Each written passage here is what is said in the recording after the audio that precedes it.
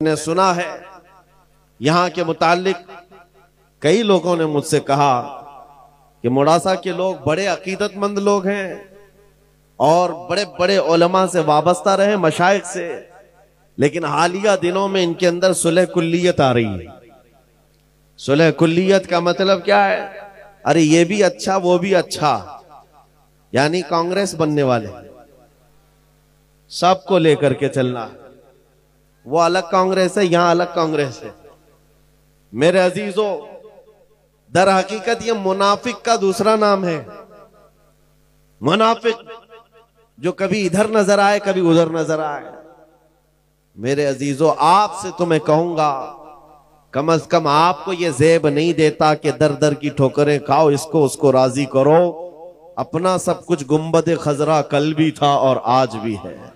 मेरे नबी से मेरा रिश्ता कल भी था और बतला दो गुस्ताख नबी को गैरत सुन्नी जिंदा है, उन पे मर मिटने का जज्बा कल भी था। और मुझे इस बात का एतराफ है कि इतनी जलाल भरी और गरजदार आवाज के बाद अब मेरी आवाज की कोई हैसियत नहीं है।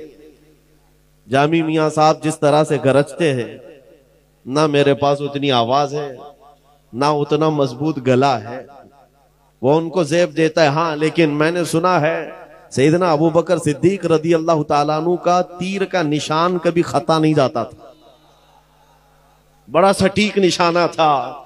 मैंने ये महसूस किया है कि जब भी हम कहीं निशाना लगाते हैं बराबर कुत्तों को पहुंचता है। इतना तो है, हम बहुत ज्यादा गरज तो नहीं पाते तकरीर के जरिए से। नाजिम भी सही कह रहे थे, ना हमारे तकरीर में जुमलों की रमक दमक कुछ नहीं है। हाँ, बस ये है हुजूर पाक सल्लल्लाहु ताला अलैहि वसल्लम की, उनके दरबार की चाकरी और नौकरी बुजुर्गों ने हमारी गुत्थी में डाला। माओ से हमने सिर्फ दूध नहीं पिया, हुजूर की मोहब्बत भी पिया है। तो अब बात करेंगे तो हुजूर पाक सल्लल्लाहु ताला अलैहि वसल्लम की इज्जत के लिए बात करेंगे। अजीजान गिरामी वक़ार, हम आज जिन हालात के शिकार हैं, बहुत सारे लोगों ने तुम्हें नर्वस बना रखा है कि तुम्हारे पास कुछ नहीं है, और ऑलरेडी ये बहुत सारे एहसास कमतरी के शिकार हो गए।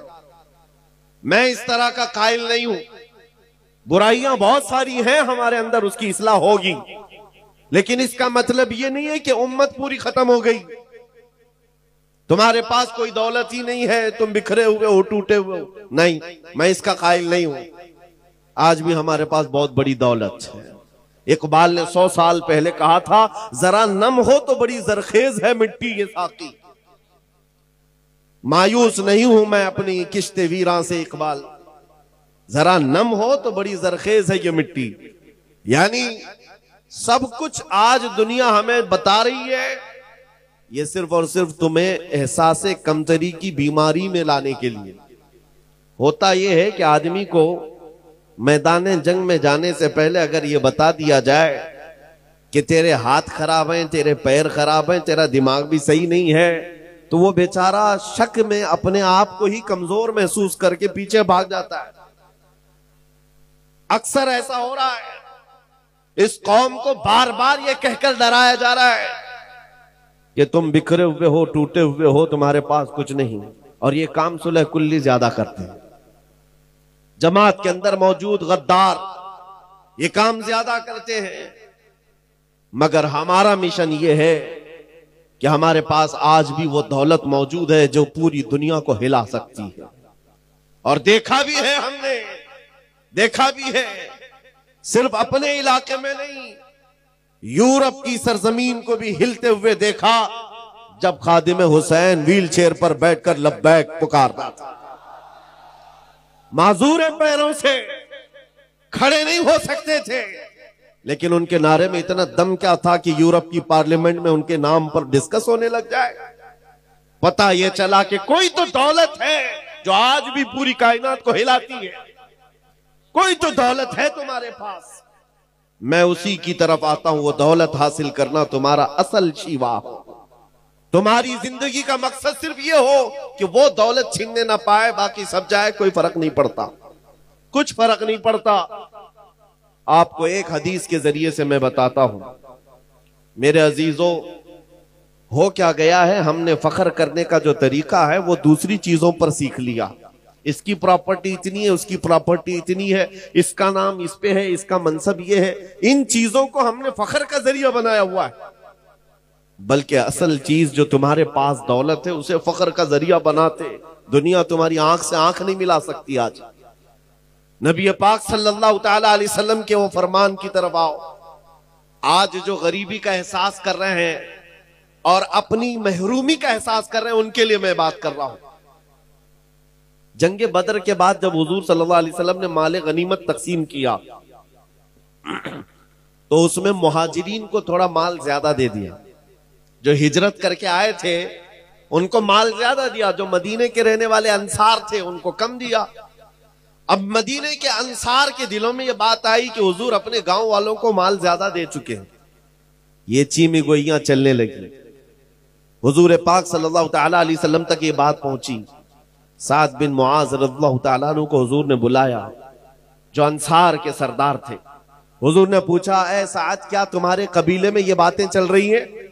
उन्होंने कहा, हाँ या रसूल अल्लाह सल्लल्लाहु अलैहि वसल्लम, माले गनीमत की तकसीम के बाद ये बातें चल रही हैं। हुजूर ने फरमाया, अपनी कौम को एक जगह जमा करो, अंसार को एक जगह जमा करो। तवज्जो मेरे अजीजों, अंसार को सब एक टीले के पास जमा किया गया। नबी पाक सल्लल्लाहु अलैहि वसल्लम तशरीफ लाए और पूछा, सुना है कि तुम्हारे दिलों में एक बात आ गई है कि मैंने मुहाजिरीन को माल थोड़ा ज्यादा दे दिया है, क्या ये बात सही है? उनकी गर्दनें झुक गईं। कहा, हाँ या रसूल अल्लाह, हम में से कुछ लोगों के दिलों में बात आई। नबी पाक सल्लल्लाहु अलैहि वसल्लम ने वो खुतबा दिया। बुखारी शरीफ और मुस्लिम शरीफ पढ़ो, आंखें नम हो जाती। अल्लाह के हबीब सल्लल्लाहु तआला अलैहि वसल्लम ने अंसार से कहा, हाँ ये तुम कह सकते हो ए अंसार कि हम मक्का छोड़कर आए थे, घर नहीं था, तुमने घर दिया। हमारे पास कोई थे नहीं, तुमने आसरा दिया। लेकिन क्या ये बात सच नहीं कि तुम गुमराह थे, अल्लाह ने मेरे जरिए तुम्हें हिदायत दी? तुम बिखरे हुए थे, अल्लाह ने मेरे जरिए तुम्हें मुत्तहिद किया।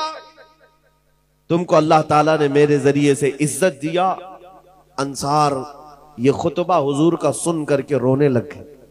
और उसके बाद जो जुमला मुझे बताना है इस हदीस से, वो ये, आखिर में मेरे आका सल्लल्लाहु अलैहि वसल्लम इस खुतबे के क्या फरमाते, वही मेरा टॉपिक है। हुजूर फरमाते हैं, ऐ अंसार की जमात, क्या तुम इस बात पर राजी नहीं हो कि दुनिया वाले माल लेकर के जाएं और तुम अल्लाह का रसूल लेकर के जाओ? तुम अल्लाह का रसूल ले जाओ। अंसार कहते उस दिन इतना रोए थे कि उनकी दाढ़ियों से भी आंसू के कतरे टपक रहे थे। जब रसूल पाक मिल गए तो फिर क्या है। आज वही मैं कहता हूं मेरे अजीजों, तुम्हारे पास वो दौलत है कि अगर नाम लो तो बेइख्तियार तुम्हारे अंगूठे लबों से लग जाते। आज भी वो दौलत है कि नहीं है? मुअज्जिन मस्जिद में पुकार रहा है, अशहदु अन्ना मुहम्मदर रसूलुल्लाह, तुम रास्ते पर चल रहे हो लेकिन अंगूठे चूम लेते हो। ये वो दौलत है जो तुम्हारे सीनों में मौजूद है। जब हुजूर की बात आए चेहरों पर एक अलग रंगत आ जाती है। एक नात खां को पढ़ते हुए देखो, अगर हकीकत में हुजूर का तस्वुर लेकर के कोई सुनता है, उसके चेहरे की रमक दमक बताती है कि दिल कितना उजाला। आज भी तुम्हारे पास वो दौलत है। और अगर ये दौलत नहीं होती तो ये मीडिया के दज्जाली भेड़िए क्यों भौंक रहे होते? क्यों भौंक रहे होते? उन्हें तो पता है ये 14% है, यहां पर शुमार भी है ना, 14% है। हमारे लिए Shri Krishna report, Sachar committee report, सब कुछ है इनके पास। जो 10-10 साल सर्वे किए हुए जजेस ने रिपोर्ट पेश किया है सुप्रीम कोर्ट को कि मुसलमानों की हालत दलितों से भी नीचे है, बैकवर्ड हैं ये लोग, एजुकेशन में कम है, माल में भी कम है, ओहदों में भी कम है, डिपार्टमेंट में भी नहीं है, फौज में भी नहीं है। ये रिपोर्टें क्या ये मीडिया के दज्जाल नहीं पढ़ते? सब पता है, सब पता है, लेकिन बार बार हम पर भोंकते क्यों है? कभी सोचा आपने, जो कौम अपना एक ढंग का लीडर नहीं रखती, जो कौम के पास इत्तेहाद नहीं है, ये मीडिया 24 घंटे इस कौम को निशाने पर रखा क्यों है?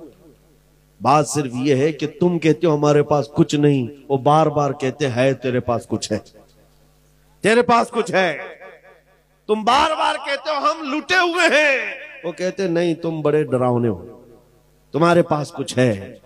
जिसको इकबाल कहता है कुछ बात तो है कि मिटती नहीं हस्ती हमारी, कुछ बात तो है कि मिटती नहीं हस्ती हमारी। सदियों रहा है दुश्मन दौरे जमा हमारा, तौहीद की अमानत सीनों में है हमारे, आसान नहीं मिटाना नामो निशा हमारा।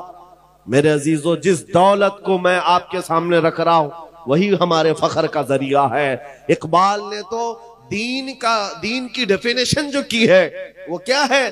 टोपियां लगाकर घूमना दीन नहीं, दाढ़ियां सजा करके घूमना इसी को दीन नहीं कहा जाता, जुब्बों को दीन नहीं कहा जाता। दीन क्या है? बमुस्तफा बरसा खैश के दी हमाओ, अपने आप को नबी के कदमों तक पहुंचा दे, दीन इसी का नाम है। दीन यही है। गर्ब उन रसीदी तमाम बुल हबीस, और अगर हुजूर तक नहीं पहुंच सका तो जिंदगी अबू लहब की तरह। सुलह कुल्लियत का कीड़ा जिन्हें काटा है उनको मैं बताता हूं। हुजूर पाक सल्लल्लाहु तआला अलैहि वसल्लम के लिए सहाबा का जज्बा क्या था? सहाबा किस बात को ऐने ईमान समझते और ऐने हयात समझते? जिंदगी का भी मकसद वही है। क्या था? एक अनस बिन नुज़ैर सहाबी रसूल है, जानते हो इस बात में मशहूर थे कि उनकी बीवी से उनको कमाल दर्जे का इश्क था, मोहब्बत थी, बहुत मोहब्बत करते थे अपनी बीवी से। लेकिन रसूल पाक के सहाबी भी, हुजूर पाक सल्लल्लाहु अलैहि वसल्लम उनके घर आए हैं, दोपहर का वक्त है। अनस बिन नुज़ैर हुजूर की मेहमान नवाजी कर रहे हैं। मक्का से कोई एक कासिद आया खत लेकर के हुजूर के पास, हुजूर पाक के पास पेश किया। रसूल अल्लाह सल्लल्लाहु अलैहि वसल्लम, बड़ा राजदार खत है। हुजूर ने लिया, अनस बिन नुज़ैर को दिया, कहा कि पढ़ो अनस क्या है इसमें, सुनाओ। अनस बिन नुज़ैर ने खत खोल करके सुनाया। मक्का वाले जंग की तैयारियां कर रहे थे, उनके जंगी हालात को खत में बयान किया गया। नबी पाक सल्लल्लाहु तआला अलैहि वसल्लम ने खत को बंद करके कहा, अनस ये तेरे और मेरे बीच राज है, तेरे और मेरे बीच राज है। हुजूर ने जैसे ही फरमाया, अनस बिन नुज़ैर ने गर्दन झुका ली। अल्लाह के नबी सल्लल्लाहु तआला अलैहि वसल्लम बाहर निकल कर तशरीफ ले गए। थोड़ी ही देर के बाद इनकी बीवी अंदर से बाहर आती है, कहती है, अनस क्या बात चल रही थी तुम्हारे और हुजूर के बीच में? अनस बिन नुज़ैर जो कमाल दर्जे का इश्क करते थे, मोहब्बत करते थे बीवी, कहते खबरदार वो रसूलुल्लाह का राज, इसमें तुम बीच में मत आना। कमाले ईमान है ये। इश्क को एक तरफ रखो, हुजूर की जात अलग है। जहां नबी की बात आए, बीवी ने कहा मुझे भी तो सुनाओ क्या बात है, मैं तुम्हारी इतनी करीबी हूं। कहा सब ठीक है। हुजूर ने फरमाया राज है। बीवी ने हंस करके कहा, अनस बिन नुज़ैर क्या छुपाते हो, दीवार के पीछे से मैंने सुन लिया है, मक्का से खत आया है, जंग की तैयारियां हो रही हैं। ओ बीवी ने तो सुन लिया था। अनस बिन नुज़ैर ने क्या कहा जानते हो? कहा कुछ नहीं, सीधे जाकर गर्दन पकड़ ली अपनी बीवी की, जिससे कमाल दर्जे की मोहब्बत करते थे। गर्दन पकड़ लिया, कहा उस वक्त तक गर्दन से तेरे हाथ नहीं हटाऊंगा जब तक रसूलुल्लाह का फरमान नहीं आएगा, क्योंकि ये मेरे और नबी के दरमियान राज था। तूने सुन लिया तो कहीं अल्लाह मुझ पर अजाब ना भेज दे कि नबी के राज को इफ्शा किया है अपने इश्क और अपनी मोहब्बत की बुनियाद पर। और गर्दन पकड़ करके ले आए हुजूर तक। हुजूर पाक सल्लल्लाहु तआला अलैहि वसल्लम के पास लाए, कहा आका मेरा कसूर नहीं है, इसने दीवार के पीछे से बात सुन ली, आपने कहा था राज है, मैं इससे बहुत मोहब्बत करता हूं आका, लेकिन राज इसने सुन लिया है, मैं गर्दन से हाथ नहीं हटा रहा हूं, अगर आप फरमाए तो इसकी जिंदगी में खत्म कर दूं। अल्लाह के नबी सल्लल्लाहु अलैहि वसल्लम ने फरमाया, अनस वो मेरी सहाबिया है, वो आम औरत नहीं थी, सहाबिया थी, छोड़ दो, जिस तरह तुम राजदार हो वैसे ही वो भी राजदार। अल्लाह के हबीब सल्लल्लाहु तआला अलैहि वसल्लम ने फरमाया, तब अनस बिन नुज़ैर ने हाथ हटाया, उन सहाबा के मेयार को क्या पहुंच सकोगे, सारी दुनिया एक तरफ डाल दी, हुजूर अगर राजी है तो पूरी कायनात हमारी। ला युमिनु अहदुकुम हत्ता यकून हवाहु तबअन लिमा जितु बिही, ये मेरे आका का फरमान सहाबा को याद था। तुम में से उस वक्त तक कोई मोमिन नहीं हो सकता जब तक कि अपनी ख्वाहिशात को मेरी मर्जी के मुताबिक ना बनाए। तुम अपनी ख्वाहिशात के मुताबिक जीने के लिए आए हो दुनिया में। यहां लोग, आपसे एक मसला मैं पूछता हूं, ये मेरी चादर है, मैं इसको चाहे 4 मरतबा फोल्ड करके पहनूं, 3 मरतबा, मेरा इख्तियार है कि नहीं है? मेरी चीज है, मैं जिस तरह चाहे पहनूं। मेरा अमामा है, मैं जिस तरह चाहे बांधूं। मेरी चीज का इस्तेमाल मैं जैसे चाहे कर सकता हूं, मेरा इख्तियार है। आपके पास जो चीज है, आप जिसके मालिक है, कुछ भी कर सकते हैं। लेकिन मैं आपसे एक मसला पूछता हूं, क्या सुसाइड करना, आत्महत्या करना, खुदकुशी करना इजाजत है इसकी? अरे जान तो तुम्हारी है। जैसे सारी चीजों को खुद इस्तेमाल कर लेते हो, जान को भी अपने हाथों से क्यों नहीं खत्म कर सकता? अपनी जान है, खुद मार क्यों नहीं सकता? नहीं, इसकी इजाजत नहीं है सुसाइड करने की। क्यों नहीं है? साफ सी बात है, जान के तुम मालिक ही नहीं तो जान ले कैसे सकते? अन्नबिय्यु औला बिल मुमिनीन मिन अनफुसिहिम।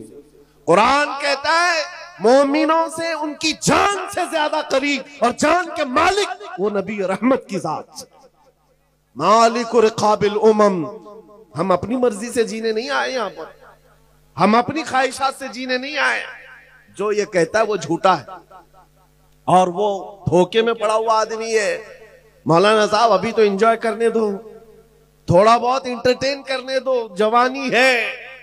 तुमने अपने दिल की सुनी मेरे अजीज।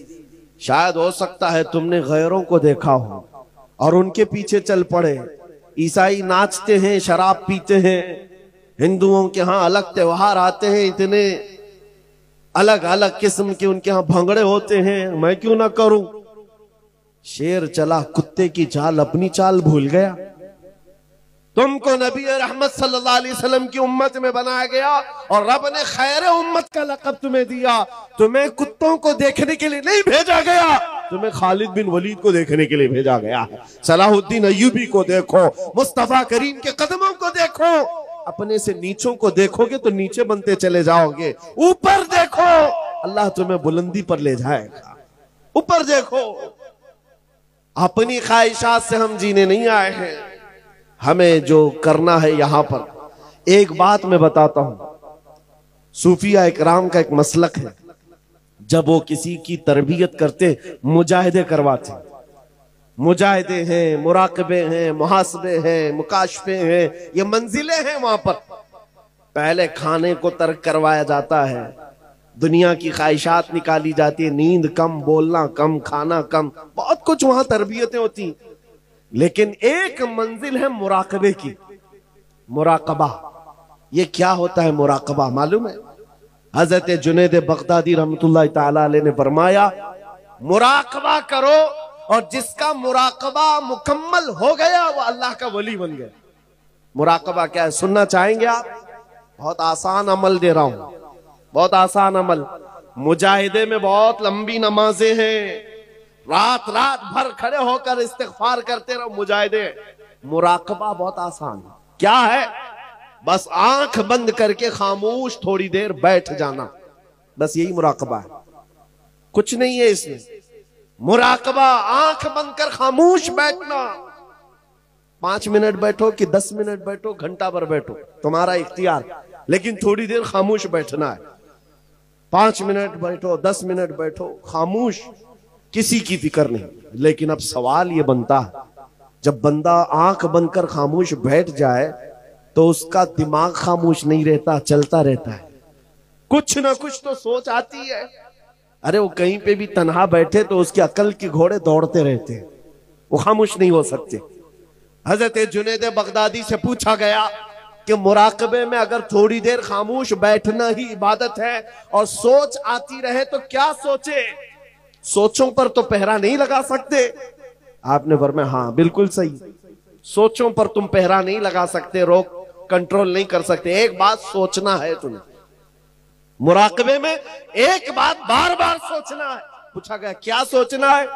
कहा बस इतना सोचना है कि मुझे इस दुनिया में क्यों पैदा किया गया, बस यही चीज सोचना है मुराकबे में।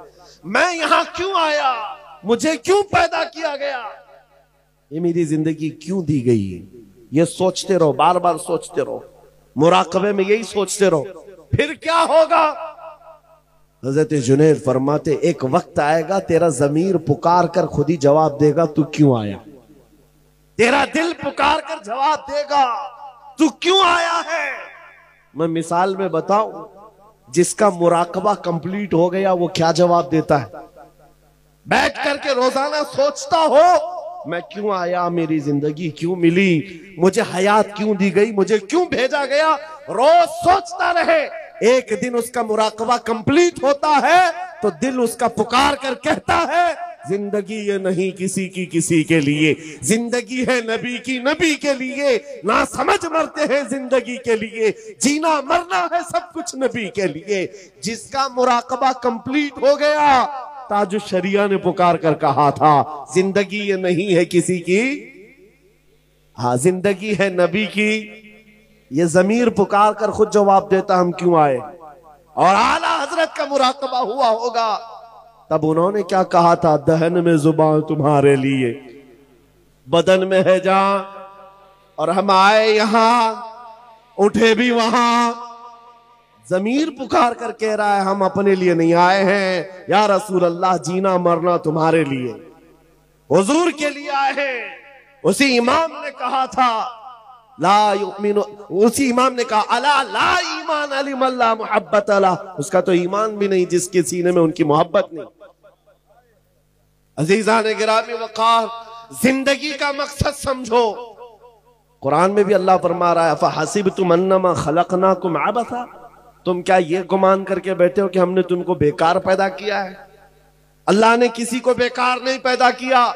तुम चौक पर, चौराहों पर, गटर नालों पर बैठकर अपनी जिंदगी को तबाही पर ना ले जाओ।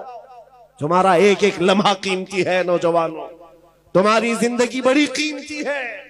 सहाबा की जिंदगी को देखो, अल्लाह अकबर। तुम्हें ऐसा लगता है कि हम कुछ सख्त बोलते हैं। एक गांव गया था, कुछ लोगों को डर लगता भी है, तो सेक्रेटरी साहब थे गांव के कमेटी के, कान में मुझे कहते हैं हजरत वो थोड़ा सा शहादत पे वगैरह बयान मत कीजिए, बच्चे बहुत उकसा हो जाते, बच्चे बहुत ज्यादा अलग माइंड के हो जाते हैं। मैं 1.5 घंटा शहादत पे ही बयान की। कहा जिस चीज को तुम अपनी कौम से छीनना चाहते हो मैं वो देना चाहता। तुम्हें क्या पता है शहादत की लज्जत क्या है। गैरों के तलवे चाटने वालों को क्या खबर है। हुजूर पाक सल्लल्लाहु ताला अलैहि वसल्लम की वफा के लिए जिन बच्चों ने अगर आज़म भी उठाया है, उनके हौसलों को ना तोड़ो। बस बात हम इतनी करते हैं कि हम गैर कानूनी काम नहीं करते जी, हम गैर कानूनी काम नहीं करते। मैंने आज तक बारहा ये कहा है, पूरी दिल्ली से लेकर मुंबई तक पता नहीं कितनी एजेंसियां बार बार तफ्तीश के लिए आती हैं, जो भी कि क्या खुफिया मीटिंग है, खुफिया प्लानिंग। आज तक हमने कोई सीक्रेट मीटिंग की ही नहीं, कोई खुफिया प्लानिंग किया ही नहीं, ना ही किसी के मारने का, ना ही किसी की प्लानिंग का। इसलिए कि हम तरबियत छुप कर के अंडरग्राउंड नहीं देते, मैदानों में अलल ऐलान कहते हैं। जो भी बात कर रहे हैं ये मिंबर पर कर रहे हैं। बात सुनो, मैं क्या कह रहा था। हुजूर पाक सल्लल्लाहु ताला अलैहि वसल्लम के लिए अगर आप ये समझते हो कि अभी मेरी जवानी है, मैं जवानी में अभी ऐश करूंगा, आप मदीने के उस दूल्हे के बारे में क्या कहोगे जिसकी आज ही शादी हुई। सैयदना हंजला अपनी दुल्हन को लेकर घर आए हैं, रात शबे अरूसी मना रहे, सुहाग रात। ये एक मर्द के लिए जिंदगी की खूबसूरत रात कही जाती, उसके अरमानों की रात है। दुल्हन के साथ शबे विसाल में है। बाहर किसी ने ढिंडोरा और निदा दी, या अय्युहल मुस्लिमून क़ाल रसूलुल्लाह सल्लल्लाहु अलैहि वसल्लम इज़हबू इलल जिहादी फी मरदातिल्लाह। ऐ मुसलमानों, अल्लाह के रसूल ने फरमाया है जिहाद की तरफ निकलो अल्लाह की रजा के लिए। उहद के मैदान की तरफ हुजूर पाक तशरीफ ले जा रहे हैं। बिस्तर छोड़कर आज का दूल्हा उठ गया, रात को उठा, अपनी शरीके हयात से कहा अलविदा, चाहो तो तलाक ले लो, बकिया जिंदगी इद्दत के बाद किसी और से निकाह कर ले लो, या फिर अल्लाह की मर्जी पर कायम रहो। खातून वो नहीं थी जो पांव पकड़ ले और बेड़ियां डाल दे जवान को कि कहां मुझे आप भागन बनाए जा रहे हो, एक रात लाए हो किसके हवाले छोड़ जा रहे हो। नहीं, खातून मदीना थी, कहती है ऐ मेरे सरताज अल्लाह हाफिज, जाओ सही सलामत आओगे तो गाजी की बीवी कहलाऊंगी, शहीद हो गए तब भी फखर से शहीद की बेवा कहलाऊंगी। जाओ, वाह वाह, अल्लाह के रसूल के साथ जा रहे हो। बेड़ियां किस बात की, इजाजत किस बात की। वो हंजला दौड़ते हुए मैदान जिहाद में शरीक भी हुए, जिनकी जानों की अहमियत थी कि नहीं मेरे अजीज, उनकी अपनी लाइफ, उनका अपना मिशन, उनकी अपनी जिंदगी थी या नहीं, लेकिन उन्होंने सब कुछ हुजूर के लिए वक्फ कर रखा था। इज्जत नबी के कदमों में ढूंढा है। जब मैदान उहद में शरीक हुए, इत्तेफाक यह है कि दूसरे दिन सैयदना हंजला की शहादत भी हुई। जिस दिन किसी का वलीमा हो और उस दिन उसकी लाश मैदान में पड़ी हुई हो, ये मजहर कहीं नहीं देख सकते। ये सिर्फ मुस्तफा के दीवानों में मिलता है, सिर्फ मुस्तफा के दीवानों में। बेशक वलीमे के दिन शहादत हो चुकी हो, हुजूर ने फरमाया सबकी लाशें जमा करो। सहाबा कहते सबकी मिल गई, हंजला की लाश नहीं मिल रही है मैदान में। हुजूर से जब ये कहा, नबी पाक सल्लल्लाहु ताला अलैहि वसल्लम सर झुकाए थे। थोड़ी देर के बाद इरशाद फरमाया फलां जगह पर हंजला की लाशें ले आओ। सहाबा उस जगह गए तो देखा हजरत हंजला की लाश तो मिली, पूरे जिस्म पर गुस्ल दिए हुए कतरात टपक रहे, उठाकर लाए। हुजूर ने फरमाया इसको अल्लाह के फरिश्ते उठा ले गए थे और गुस्ल दे करके लाए। सुभान अल्लाह। मसला तो यह है कि शहीद को गुस्ल नहीं दिया जाता, वो जिन कपड़ों में शहादत पाया है उसी में उसे दफन किया जाता है। शहीद के लिए गुस्ल भी नहीं, कफन भी नहीं। फिर ये हंजला को तन्हा 70 शहीदों में एक ही शहीद को गुस्ल क्यों है? मेरे आका फरमाते हैं उसकी बीवी से पूछो तुम्हें पता चलेगा, बीवी से पूछो मालूम पड़ेगा। रात को ये अपनी बीवी के साथ हम बिस्तरी कर चुका और इस पर गुस्ल वाजिब था, सिर्फ इसलिए दौड़ता हुआ मैदान में आ गया कि कहीं मैं रसूलुल्लाह से पीछे ना हो जाऊं, अल्लाह, कहीं जमात से पीछे ना हो जाऊं। गुस्ल करने तक भी नहीं ठहरा। इसीलिए ताजुल शरिया ने कहा जिंदगी ये नहीं किसी की किसी के लिए, वाह, जिंदगी है नबी की, नबी के लिए। वो सहाबा का मेयार है, सहाबा का मेयार। हर एक सहाबी तुम्हारे सामने लाकर दिखाऊं, उनके सामने इसके सिवा कुछ नहीं है। उसी मैदान उहद में एक खातून दौड़ती हुई आ रही थी, पता है, जिसका एक जुमला पूरी दुनिया में मशहूर है। खातून मदीना का एक जुमला, जिनके भाई, जिनका शोहर, जिनका बेटा, जिनका बाप, 4 रिश्ते शहीद हो गए थे। उस खातून को जब खबर दी गई थी तो उसने पूछा अल्लाह के रसूल कैसे हैं, आमिना के लाल कैसे हैं? जब बताया गया कि हुजूर सलामत है तो क्या कहती, अरूनी अंजुरी लय, ऐसे ने खबर मत दो, दिखाओ मुझे, मैं दीदार तो करूं। जिसका बेटा मैदान में शहीद हो चुका हो, जिसका भाई लाश के साथ मौजूद हो, जिसका शोहर खून में लथपथ हो, वो खातून कहती है आमिना के लाल को देख लो। देखने के बाद एक जुमला कहा था, वो जुमला हम गरीबों के लिए ढारस है। मैं पढ़ता हूं इस जुमले को वजीफे के तौर पर, सच कह रहा हूं, वजीफे के तौर पर, तस्बीह के तौर पर। उस खातून ने हुजूर को देखते ही कहा था, या रसूल अल्लाह कुल्लु मुसीबतिन बादक जुललुन, है अल्लाह के रसूल अगर आप सलामत हैं हर मुसीबत छोटी है, हर मुसीबत छोटी है। वाह वाह, अगर आप हैं मेरे आका, मेरा चांद सलामत तो पूरी कायनात सलामत। सुभान अल्लाह। उनका ये जुमला आज भी याद करता हूं। जब कभी दर्द हो, तकलीफ हो, हुजूर की तरफ मुखातिब होकर के अर्ज करते, या रसूल अल्लाह कुल्लु मुसीबतिन बादक जुललुन, आका अगर आप हमारे साथ हैं तो हर मुसीबत छोटी है, हर सितम, हर मुसीबत गवारा है। या रसूल अल्लाह एक बार तुम कह दो कि तू हमारा। वाह वाह वाह, बस यही जिंदगी है मेरे अजीज, यही जिंदगी है। ये वफादारी के साथ जब हमारा जवान खड़ा हो जाए, जीना मरना है सब कुछ किसके लिए है? नबी के लिए। जीना मरना है सब कुछ नबी के लिए। एक नौजवान सहाबी, सुनो मेरे अजीज, शादी के लिए लड़की कोई नहीं देता था। काले अब्दुल्ला असवद हुजूर के पास आए, कहा हुजूर शादी का वक्त हो गया, कोई अपनी लड़की देता नहीं। हुजूर ने एक अंसारी साहबी के घर भेजा, जा कहना कि मैंने पैगाम भेजा है। और ये किसके घर हुजूर ने भेजा था? उस अंसारी साहबी के घर जिनकी बेटी मदीने की सबसे खूबसूरत, और ये काले रंग के साहबी ये पैगाम लेकर के आए उस सहाबी के पास। वो सकफी थे, अंसारी थे। जवान जब आकर खड़ा हुआ, कहा उस सहाबी ने, क्या बात है? कहा मैं आपकी बेटी के निकाह का पैगाम लाया। कौन भेजा? अल्लाह के रसूल ने भेजा। माँ माँ होती है, बाप बाप होता है, बेटी के लिए कुछ तो सोचेगा। ऊपर से नीचे देखा, काले रंग का नौजवान, हमारी बेटी दुशीजा, खूबसूरत, परियों जैसा रंग। कहा हम बाद में बताते हैं। इतना ही कहा था, हम बाद में बताते। अब्दुल्ला असवद कहते हैं उनको तो कोई ताज्जुब नहीं था, रोज रिजेक्ट करते थे, आज भी हो गया।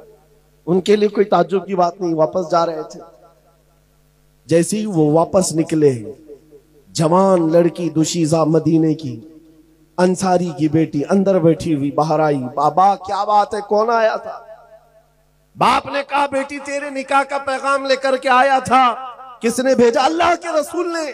कहा आपने क्या कहा? कहा उसका रंग तो काला था, जवान तो कुछ काम भी नहीं है, उसका घर भी नहीं है। बेटी ने अंदर से क्या कहा? बाबा आपने कौन सी खता की? आने वाले के रंग को देखा, भेजने वाले के हुस्न को नहीं देखा। सुभान अल्लाह। भेजने वाले के हुस्न को नहीं देखा। वो अहसनु मिन कलम तरक़त्तु वाजमलु मिन कलम तलिदिन निसा। उस रसूल का हुस्न नहीं देखा। क्या बात है, वाह। बेटी ने बाप को तंबीह कर दी। ये ईमान था, अपनी ख्वाहिशात को मार डालो हुजूर के साथ। बेशक। जब नबी ने फरमा दिया अपनी ख्वाहिशात क्या चीज है। जैसे ही उस सहाबी को एहसास हुआ, वो दौड़ते हुए आए हुजूर के पास। और ये अब्दुल्ला असवद काले रंग के सहाबी हुजूर को अभी अपना वाकया बता ही रहे थे कि आका उन्होंने भी रिजेक्ट कर दिया। तब तक बाप भी दौड़ते हुए आए। कहा या रसूल अल्लाह माफी चाहता हूं, हुक्म के अमल में ताखीर की माफी चाहता हूं, मुझे माफ कर दे। मेरी बेटी भी राजी है, मैं भी राजी, मेरी बीवी भी राजी। आप इस नौजवान से मेरी बेटी का निकाह कर दो। मस्जिद नबवी में उस काले रंग के सहाबी का निकाह मदीने की हसीन लड़की के साथ खुद मेरे आका फरमा रहे। निकाह हो गया, घर भी नहीं है। हुजूर ने पैसे दिए, जाओ शादी का सामान खरीद लाओ, कुछ सामान ले आओ, घर बसाओ आज जा करके। अब्दुल्ला असवद शादी का पैसा लेकर बाजार में गए। शाम का वक्त था, माल हाथ में है, खरीदने के लिए तैयार है। ढिंडोरची ने आवाज दी कि अल्लाह के नबी सल्लल्लाहु अलैहि वसल्लम पर, मदीने पर मुशरिकीन का हमला हुआ है। आका सहाबा के साथ मदीने से बाहर जा रहे हैं। यह अब्दुल्ला असवद है जो शादी का सामान खरीदने गए थे, अब तलवार खरीद रहे हैं, नेजा खरीद रहे हैं, भाला खरीद रहे हैं, घोड़ा खरीद रहे हैं, लोहे की खुद खरीदा और लोहे की जिरा खरीदा। पूरा पैसा जंग के सामान में खर्चा कर दिया, सब खर्चा कर दिया, 1 रुपया भी नहीं बचाया। ये तो सोचते जंग करेंगे, बाद में तो शादी करनी है, बाद में तो घर बसाना है। नहीं, अल्लाह के नबी के साथ जाना है। माल किस चीज का नाम? अपनी ख्वाहिशात किस चीज का नाम है? और अपनी ख्वाहिश जंग में जाने की जितनी थी पूरी कर लिया, सारे सामान ले लिया, माल से सब आया। और जब सफे लग रही थी, ये घोड़े पर बैठ करके आए जिनके पास घोड़ा भी नहीं था। नया घोड़ा है, नया लिबास है, और टोपी लोहे की, जिरा लिबास लोहे का, तलवार चमकती हुई। और जैसे ही सफों में दाखिल हो रहा है, कुफार और मुशरिकीन में तहलका मचाया हुआ है, दरहम बरहम कर रहा है। हुजूर पाक सल्लल्लाहु अलैहि वसल्लम अपने खीमे से बैठकर देख रहे थे। सहाबा को बुलाया, पूछा ये बतल जलील कौन है, ये बहादुर कौन है? सहाबा पीछे लग गए, इधर से उधर से देख रहे, नकाब पड़ा हुआ है चेहरे पर, कोई नहीं पहचान रहा। आकर के हुजूर से कहा, आका ये तो अल्लाह की रहमत है, कहीं दूसरे, कहीं बाहर से आया हुआ है, मदीने का नहीं लगता, हम में से नहीं, हमारी जमात का नहीं, कोई और आया मदद के लिए। हुजूर ने मुस्कुरा कर कहा, तुम नहीं पहचान रहे, मैं उसके कहनियों के काले रंगत से पहचान रहा हूं, मेरा अब्दुल्ला असवद। अब्दुल्ला असवद है, मैंने उसको शादी का सामान खरीदने के लिए पैसे दिए थे, उसने सारा पैसा, सारा माल असबाबे जंग खरीदने में लगा दिया। मेरे अजीजों, शाम का वक्त था जब इसी अब्दुल्ला अस्वद को नेजा मार करके दुश्मनों ने शहीद कर दिया। आज का दूल्हा, ख्वाहिशात होती हैं कि नहीं होती? शादी करने की किसकी ख्वाहिश नहीं है? अरे जिसकी शादी अभी 4 दिन बाकी है, अम्मा बहनें सब उसको घर में बिठा देती, बाहर नहीं निकलना, नजर लग जाती है जी, बाहर नहीं जाना। वो हल्दी भी पहना है, पता नहीं लीमू भी लेके घूम रहा है और क्या क्या लोहा भी रख के घूमता है, अलग अलग रस्में हैं। कितना डर है तुम्हें अपने इस दूल्हे से। वो दूल्हे मदीने के कैसे थे जिनकी माएं दूध भी हुजूर के नाम पे पिलाती, सुभान अल्लाह, हुजूर के नाम पर पिलाती थी। अब्दुल्ला अस्वद जब शहीद होकर गिर गए, 70 शहीद थे मैदान अहद में, लेकिन हुजूर पाक चल करके जब सब शहीदों को देख रहे थे, मुआयना कर रहे थे, अब्दुल्ला अस्वद के पास आए, नीचे बैठ गए हुजूर जमीन पर। मेरे आका जमीन पर बैठ गए, उनका सर उठाकर अपनी गोद में रख लिया और उनके सर से टोपी उतारी और अपने हाथों से उनके चेहरे की धूल को साफ किया। सहाबा कहते हैं शहीद तो बहुत थे, लेकिन अब्दुल्ला अस्वद की शहादत पर हम सबको फख्र था। पूरी दुनिया शादी में जितनी खुशियां नहीं मनाती होंगी, वो हुजूर की गोद में खुशियां मना। तुम मिले तो फिर कायनात क्या चीज है? या रसूल अल्लाह, आप अगर हैं तो फिर दुनिया क्या चीज है? साहबा का यही मसलक है, यही मजहब है, यही है। आपको पता है माए दूध भी इस नाम पे पिलाती है। एक जवान की शहादत हो चुकी है मैदान में, यही ओहद के कितने वाकयात। एक खातून दौड़ती हुई आई, कहा आका मेरा बेटा शहीद हो गया, इजाजत है तो मैं देख लूं। हुजूर इजाजत दे तो माँ बेटे को देखेगी, नहीं तो कौन सी माँ है? यहाँ पर तो नोहा करने लग जाती है, मातम करने लग जाती, इन पर तो कंट्रोल किसी का नहीं। बेटे की लाश मैदान में है, हुजूर से पूछने आई, इजाजत दे तो देखो। हुजूर ने फरमाया जाओ अपने बेटे को देखो।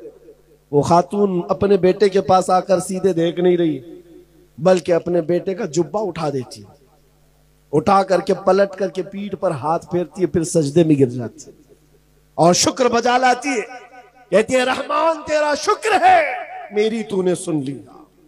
जो करीब सहाबा खड़े थे वो पूछते हैं खातून क्या बात है, अपने बेटे की लाश पर तुम ये क्या कर रही हो? उसका जुब्बा उठा रही हो, पीठ फेर रही हो। वो मदीने की खातून कहती है सर आपने जो पूछा जवाब सुनो। जब सारे जवान जा रहे थे हुजूर के साथ, मेरा बेटा जैसे ही मेरे घर की चौखट से निकल रहा था, मैंने पकड़ कर कहा था बेटा याद रखना, अगर हुजूर पर कभी सख्त मामलात आ गए, दुश्मनों की तरफ से हालात खराब हो गए, पीठ फेर कर भागना मत, हुजूर को छोड़कर जाना मत, और अगर पीठ फेर कर भागते हुए मारा गया तो मैं अपना दूध माफ नहीं करूंगी। अगर हुजूर को छोड़कर जाते हुए मारा गया, मर भी गया, तो मैं दूध माफ नहीं करूंगी। फिर मुझे खबर मिली कि ओहद में हालात खराब हो गए, दुश्मनों की तरफ से हालात बिगड़ गए और वो गालिब आ गए। मेरा कलेजा धक धक कर रहा था कि हुजूर पर जब हालात इस तरह के मुशरिकीन ने बनाए हैं, तो कहीं मेरा बेटा हुजूर को छोड़कर भागा तो नहीं।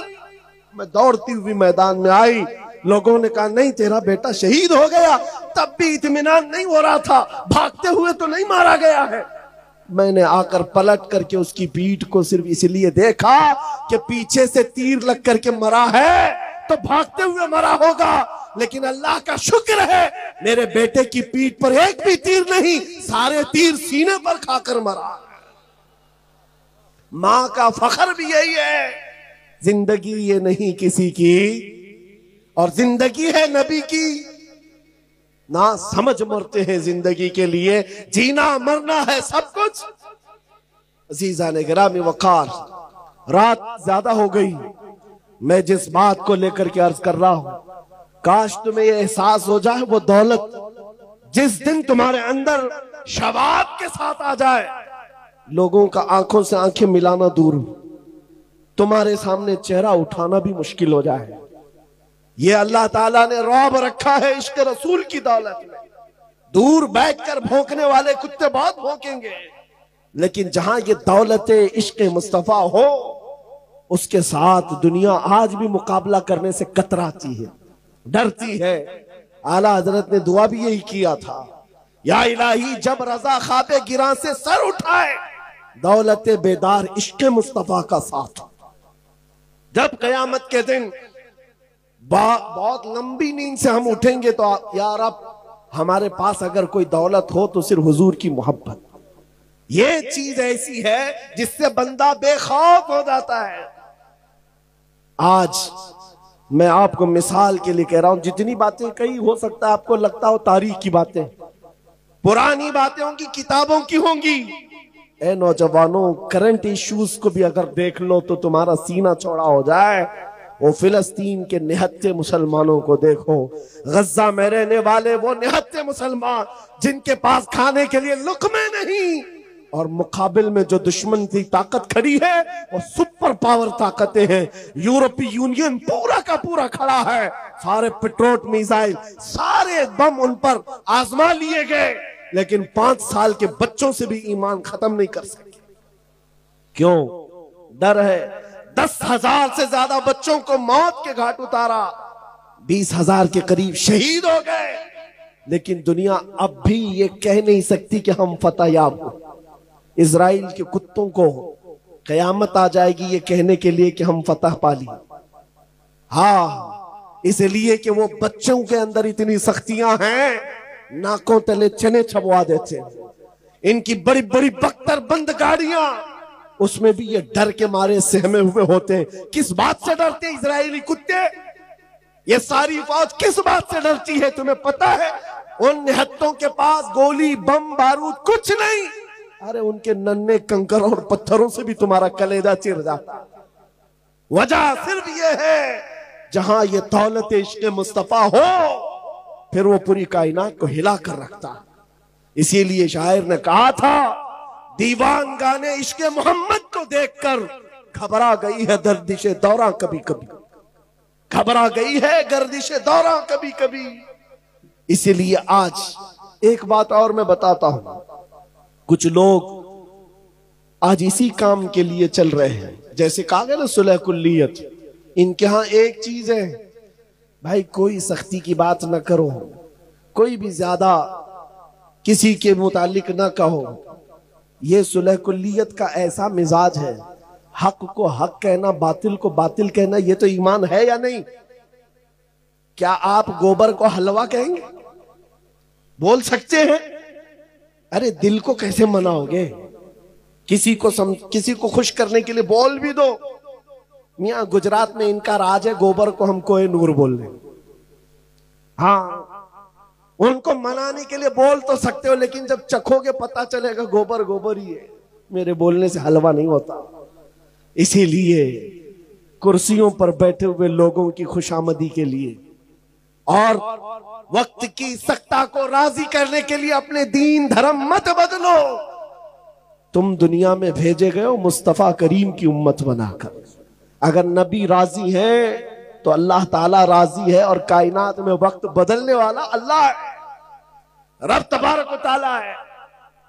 उन सुलह कुल्लियों का क्या होगा जो आज इनके जय जय के नारे लगा रहे? कल हमारा दौर आएगा, तब क्या कहोगे? किसके नारे लगाओगे? शर्मिंदा हो जाओगे।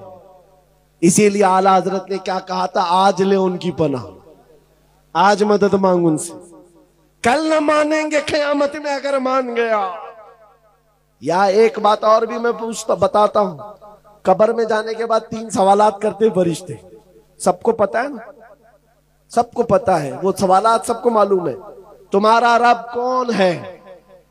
दूसरा सवाल, तुम्हारा दीन क्या है? फिर से मैं पूछता हूं आपको, लफ्ज पर तवज्जो। मुनकर नकीर ये सवालात करेंगे, आपको बताया गया कि नहीं है? तुम्हारा रब कौन? जवाब तो देंगे, तुम्हारा रब कौन? आगे का लफ्ज मैं छोड़ रहा हूं सवाल में। तुम्हारा रब कौन? नहीं, मैं जवाब नहीं पूछ रहा आपसे, सवाल ही पूरा कंप्लीट करो सवाल को। सवाल क्या है? इसी में तो अहमियत है, पूरा मसला इसी का है। तुम्हारा रब कौन है या था? फरिश्ते क्या पूछेंगे? तुम्हारा रब कौन ये कब्र में पूछ रहे हैं, अभी कौन है बता, तुम्हारा रब कौन है। फिर दूसरा सवाल भी क्या है, तेरा दीन क्या ये पूछेंगे तेरा दीन क्या था, तेरा रब कौन था, नहीं, अभी क्या है, तेरा रब कौन है, तेरा दीन क्या है। लेकिन तीसरा सवाल आओ, हुजूर की तरफ दिखाकर ये नहीं पूछते इनके बारे में अब क्या कहते हो, नहीं, मा कुंत तक़ूलु फी हक़्क़ि हाज़ा रजुल, बता इनके बारे में दुनिया में क्या कहता था, कब्र में नहीं। दो सवालों पर तो फरिश्तों ने कहा तेरा रब कौन है, तेरा दीन क्या है। हुजूर के बारे में कहते हैं कौन है, नहीं, क्या कहता था। इसलिए कि सामने देख करके हर कोई कहेगा आका है, मौला है, नहीं चलेगा। दुनिया में क्या कहता था वो बता, दुनिया में क्या कहता था, कौन सी पार्टी का था, अपोजिशन में, सुलह कुल्लियत में, कहा था। मेरे अजीजों, हा लादरी के अलावा मुनाफिक कुछ नहीं कह सकेगा। हाँ, सुन्नी झूम कर कहेगा फरिश्तों इनके बारे में पूछते हो, अब तो पाए ना से ऐ फरिश्तों क्यों उठूं, अरे मर के पहुंचा हूं यहां इस दिलरुबा के वास्ते, मर के पहुंचा हूं यहां इस दिलरुबा के वास्ते। और हम तो हुजूर के बारे में क्या कहते थे, ये फरिश्ते पूछेंगे ना क्या कहता था, हम तो ये कहते थे जहां में उनकी चलती है वो दम में क्या से क्या कर दे, जहां बानी अता कर दे, भरी जन्नत हिबा कर दे, नबी मुख्तार कुल है, जिसको जो चाहे, ये हम कहते थे। अजीजा ने गिरामी, इसीलिए मैं आज बात कर रहा हूं, यहां क्या कर रहे हो इसी का एतबार है। नबी पाक सल्लल्लाहु अलैहि वसल्लम की एक हदीस, हुजूर ने फरमाया किसी के अच्छे अमल देख करके उसके पीछे न लग जाओ, सही हदीस है। हुजूर ने फरमाया ये देखो कि उसका खात्मा किस बात पर है, हुजूर ने फरमाया उसका खात्मा किस बात पर है, सारी जिंदगी का दारो मदार उसी पर है।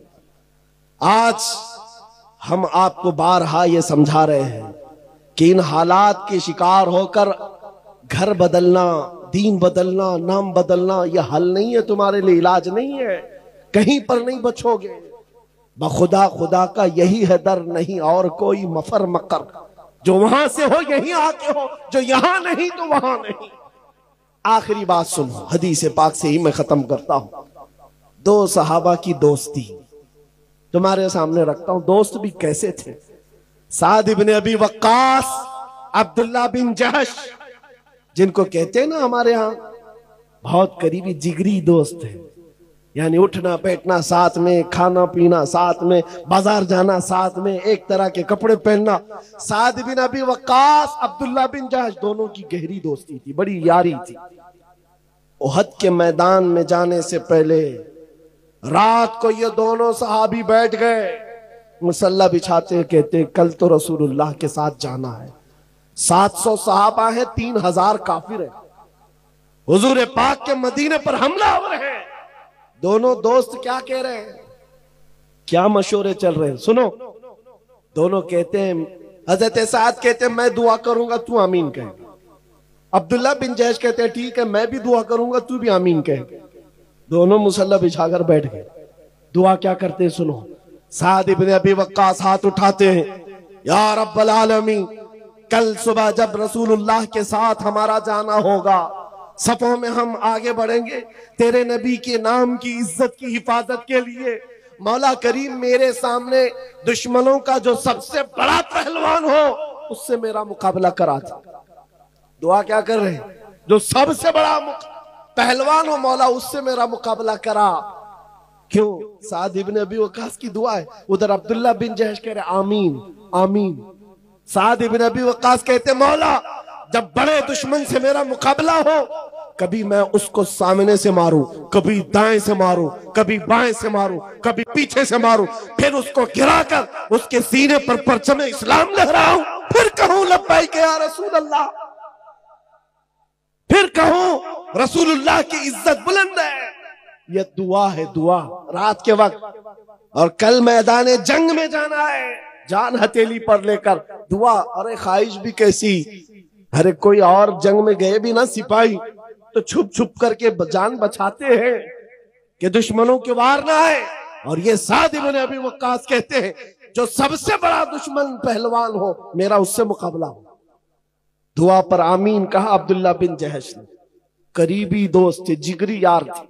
उसके बाद जब दुआ खत्म हुई कहा अब्दुल्ला बिन जहश अब मेरी दुआ हो, तुम आमीन कहो। ये दुआ के लिए हाथ उठाते हैं। जब भी मैं हदीस पढ़ता हूं आंखों से आंसू आ जाते।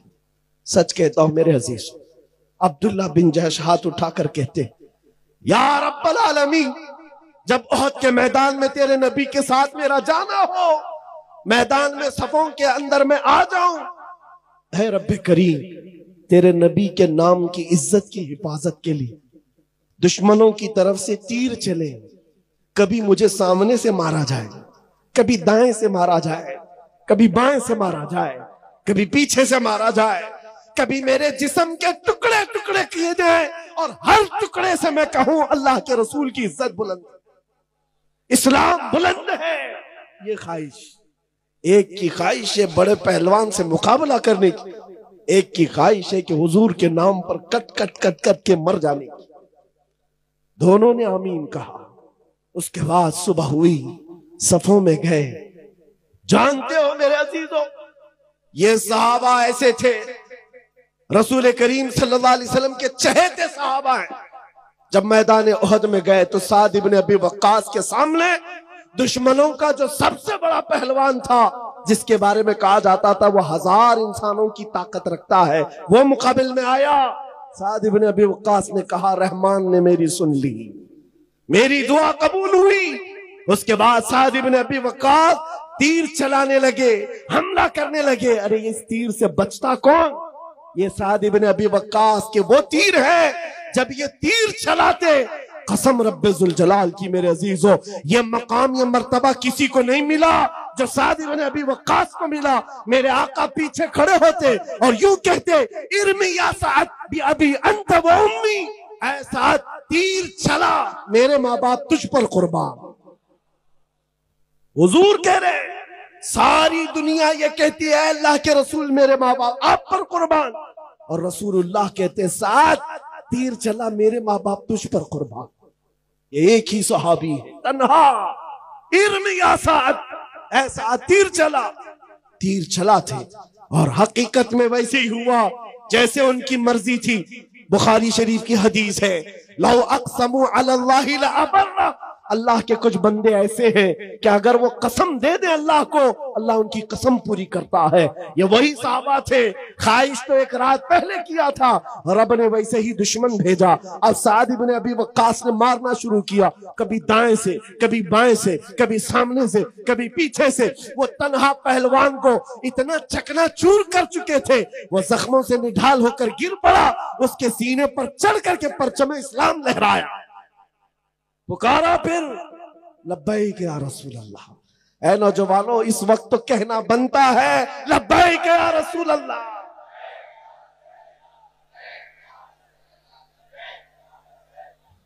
सुनो आगे की बात।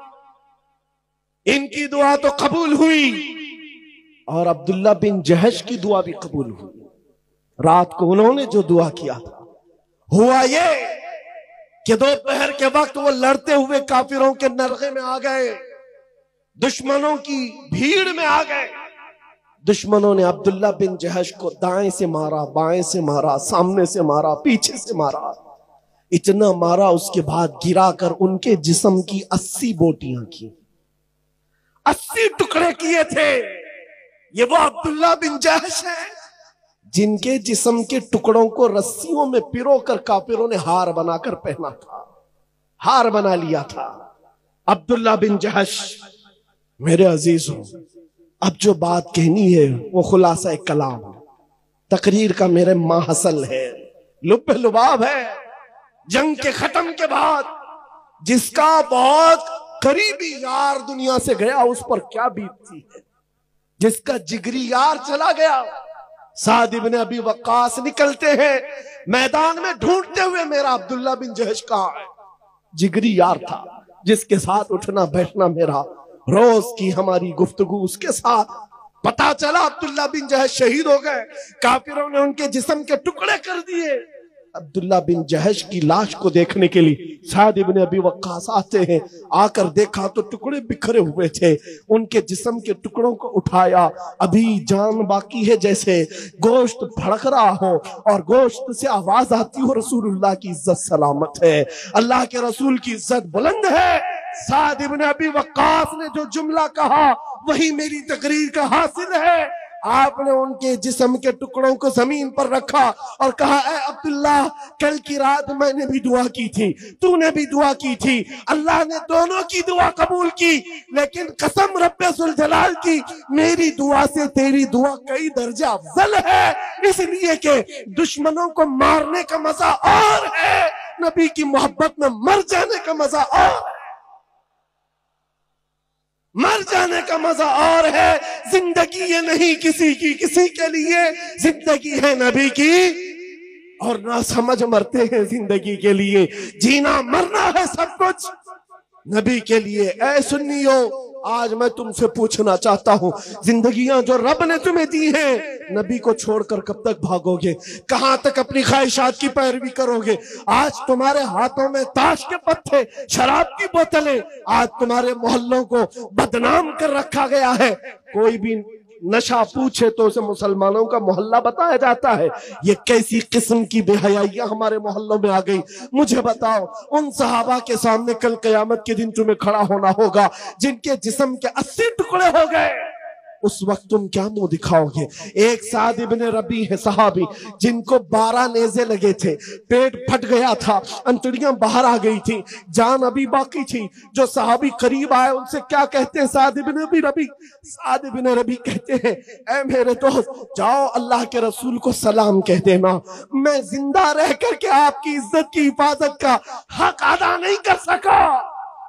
12 नेज़े लगे हो, पेट फट गया हो, फिर कहते हैं मैंने हक अदा नहीं किया, हक अदा नहीं किया। हम तो बिरयानियां खाकर, गोश्त मुर्गे खाकर अभी भी ये सोचते हैं कि नारे लगाकर हक अदा कर दिया। जिन्होंने जानें दे दी, पेट फट गया, औलादें फना कर दी, फिर कहते थे जान दी हुई उसी की थी, हक तो यह है कि हक अदा ना हुआ। ऐ सुन्नियों, आज बेदारी का दिन है, आज बेदारी का दिन है। जैसे अभी आपको जामी मियां ने एक अहद लिया था दाढ़ियां रखने के लिए, बोलने की जरूरत थी, तुम्हें बोलने की जरूरत थी, शर्म किस बात की? अरे दूसरों को देखो, चोटी रखने में शर्म नहीं आती, तुम्हें दाढ़ी रखने में क्यों शर्म आए? लोगों को हिजड़ा बनने में शर्म नहीं आती आज, और आपको हुजूर की सुन्नतों पर चलने का किस बात का डर है? अगर गुलाम हो तो खुलकर गुलामी करो, हुजूर से अगर मोहब्बत है, मोहब्बत का खुलकर इजहार करो। जहां जाओगे हर जगह मोहम्मद अरबी सल्लल्लाहु अलैहि वसल्लम का दीवाना हो। लोग तुम्हें पहचानने के लिए न कहे बता नाम क्या है तेरा, न पता चले बाप का नाम क्या है, न पता चले दादा का नाम क्या है। नहीं मेरे अजीजों, मुझे पहचानने के लिए लोगों को मेरे बाप मेरे दादा का नाम पूछने की जरूरत ना है। मैं चलता फिरता ऐसा नजर आऊं, देख कर कहे इसके बदन से मदीने की खुशबू आती है, गुलामी मुस्तफा के आसार नजर आते। आज बदलो अपनी जिंदगी को। इन बच्चियों के अंदर, बच्चों के अंदर वो माहौल। नौजवानों, तुम आम जिंदगी नहीं गुजार रहे, तुम्हारी जिंदगी इतनी कीमती है कि ये जो छोटे छोटे 6 साल 7 साल 8 साल के बच्चे, ये तुम्हारी हर अदा को देखते। तुम बाइक उड़ाते हो, ये अभी 7 साल का है, इसके दिल में अभी से अरमान मचलते मैं भी उड़ाऊंगा। तुमने ये ट्रांसफर किया है, तुम नशा करते हो, अपनी नस्ल में मुंतकिल करते हो। याद रखो, आने वाली नस्लों को तबाह करने का तुम्हारे हाथ में ठेका है, और अगर तुम संवर गए तो आने वाली नस्लें मुजाहिदीन की पैदा होंगी, मुजाहिदीन की पैदा होंगी। सलाहुद्दीन आसमान से नहीं उतरता, जमीन से नहीं आता, हमारे मुआशरे से निकलता है। वो कब निकलता है? जब हर जवान ये कह जाए मैं सो जाऊं या मुस्तफा कहते कहते, खुले आंख सल्ले आला कहते कहते। हर घर का ये निजाम हो। गाने बाजे बंद करो, दिन की इब्तिदा हुजूर पर दुरूद पढ़ते हो, रात को सोने के वक्त मेरे मुस्तफा को याद करके सोए। और मेरे अजीजों, अभी कह रहे थे ना जामी मियां साहब, एयरपोर्ट में से ही इनसे मुलाकात हुई थी। वो तन्हा भी जाते हैं, कभी अकेले भी जाते हैं।